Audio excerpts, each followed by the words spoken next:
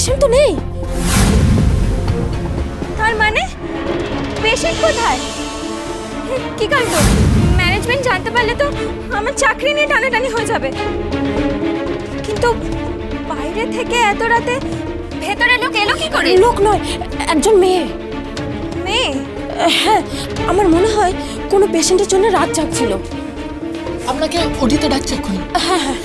আচ্ছা আচ্ছা, বলছিলাম ভেতরে যিনি আছেন ওনার বয়স কিরকম?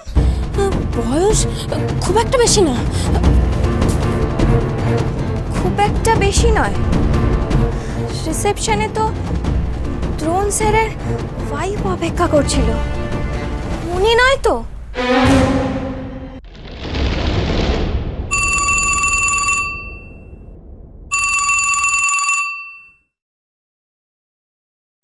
এত রাত্রে আবার কার ফোন? তা আবার ল্যান্ডলাইনে?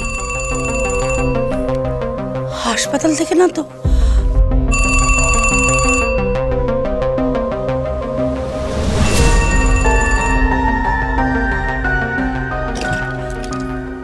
হ্যাঁ, হ্যালো। হ্যালো, আপনি হেমাঙ্গিনী রায়চৌধুরীর কে হন?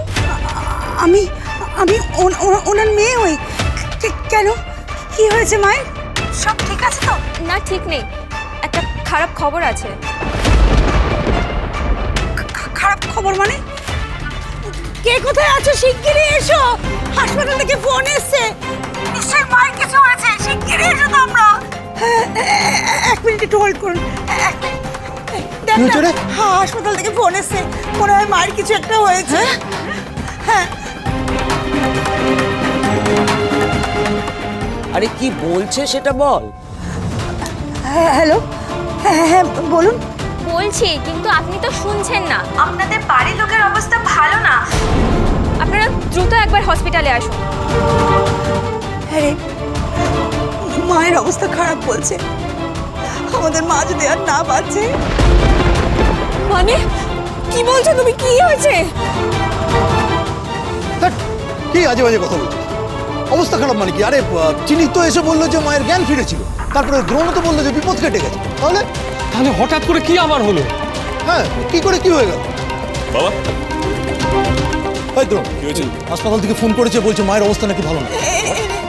এই ধ্রুব, তুই একবার কথা বল না। দেখছি। কথা বল। হ্যালো, আমি ডক্টর দ্রোণ বলছি। পেশেন্টের কি হয়েছে পরিষ্কার করে বলুন। আর ল্যান্ডলাইনে কেন ফোন করেছেন আপনারা? স্যার, আপনার মোবাইলে ট্রাই করেছিলাম, পাইনি। ওকে। চিনি সোম থেকে রবি প্রতিদিন রাত 10:30টায় স্টার জলসায় ও ডিজনি প্লাস হটস্টারে।